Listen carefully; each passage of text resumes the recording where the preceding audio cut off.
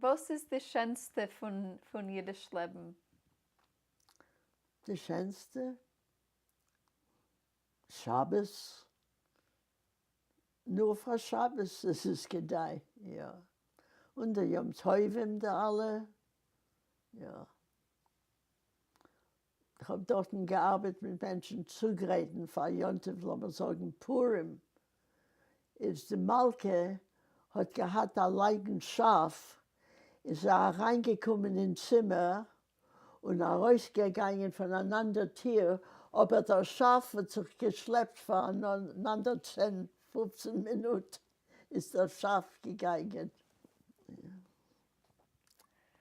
Ich denke an viele der Musik. Pam, pam, pam, pam, pam, pararira, ram, pam, pam, pam, pam, pararira, und mit geschlepptem Schaf. Ja.